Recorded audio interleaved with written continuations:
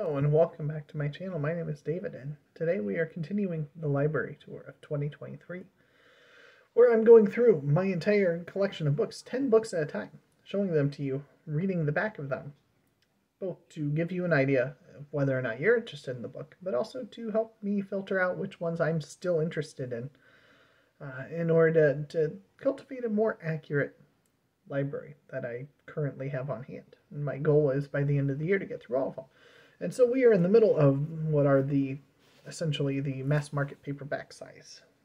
And we're into the H's on that.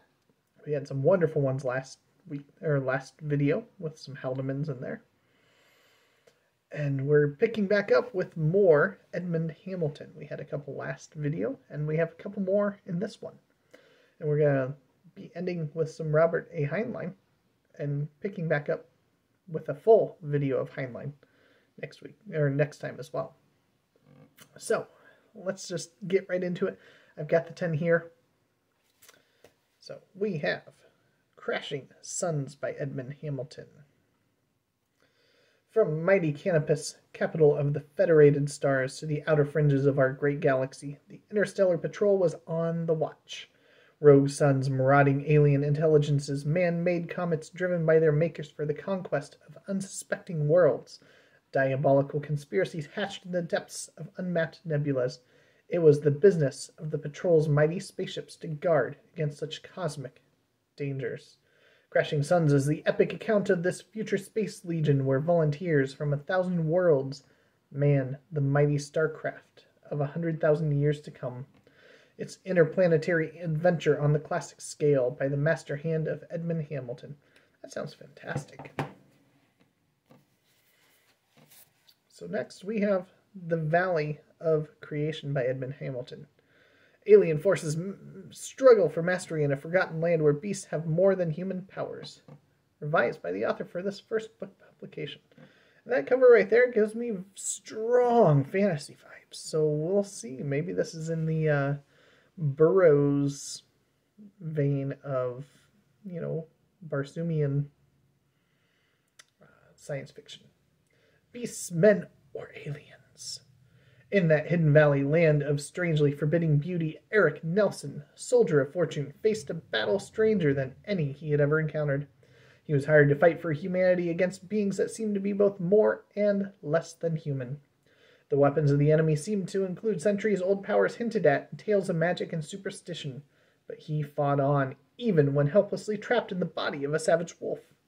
Then came the climactic test of his allegiance, the knowledge that more than just humanity was at stake, and the final mind-shattering discovery of the alien secret that lay buried in the cavern of creation. So there you go. That one sounds pretty good too. Nice thin one. Keep it around. So here's my thickest Hamilton, I think. What's It Like Out There? And Other Stories.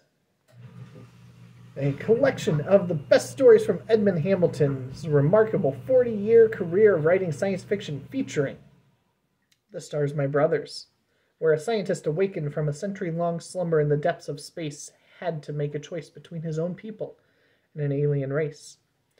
What's It Like Out There? When Haddon returned from the expedition for Mars, everyone wanted to know what it was like. He could never let them know.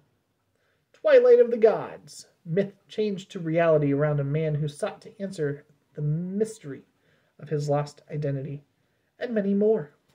Let's see how many more. I assume there's a table of contents. Okay. Not a bad list there.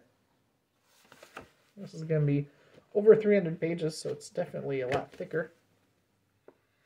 So I'll be getting plenty of exposure to Edmund Hamilton. So now we go from Hamilton to Harris, Raymond Harris, with The Broken Worlds. These are the Broken Worlds. Mars, center of the fractured universe, planet of the immortal warlords and cloned warriors, fallen now to the alien invaders.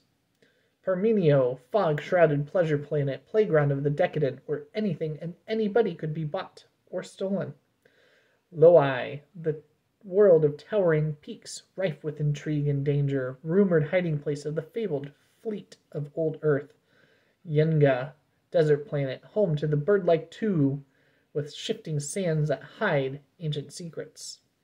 Vihan, a world divided where cloud dwellers turn traitor and those who dwell on the land may hold key to survival.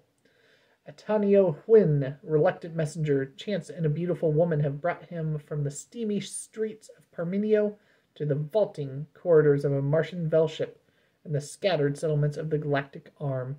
He carries a warning to the hostile inhabitants. The aliens are coming. The broken worlds must unite or die. Okay, yeah, I'll give that one a shot.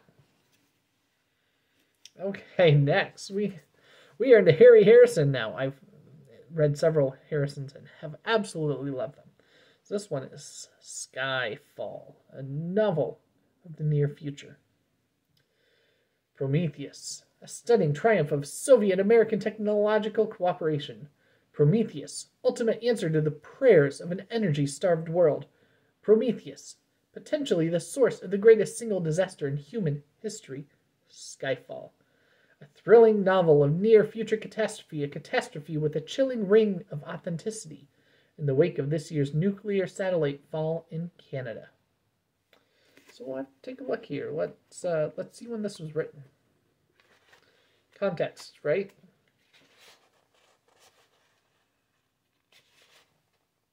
$1978.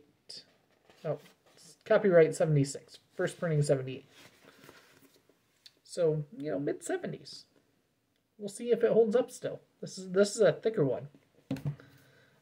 But I am yet to be disappointed by Harry Harrison. He's steered me right with Stainless Steel Rat and Death World.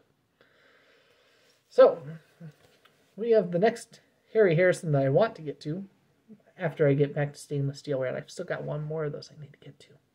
This is Galactic Dreams. These are some short stories.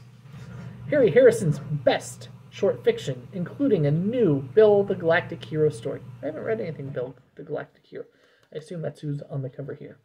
Collected here are 12 of Harrison's best, including Space Rats of the CCC, probably the greatest space opera ever written, slightly tongue-in-cheek.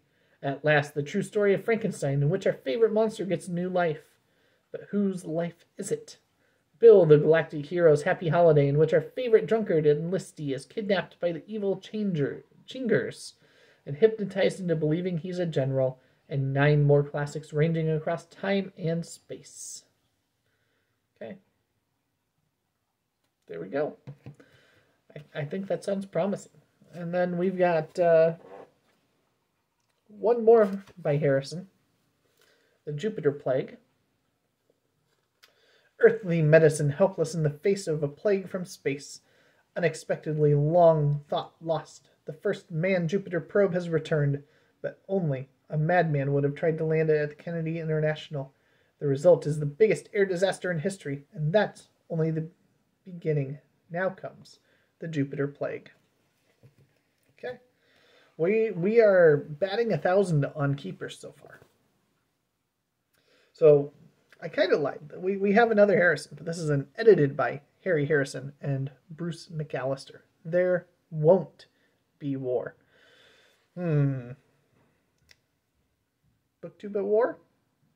Maybe a possibility here.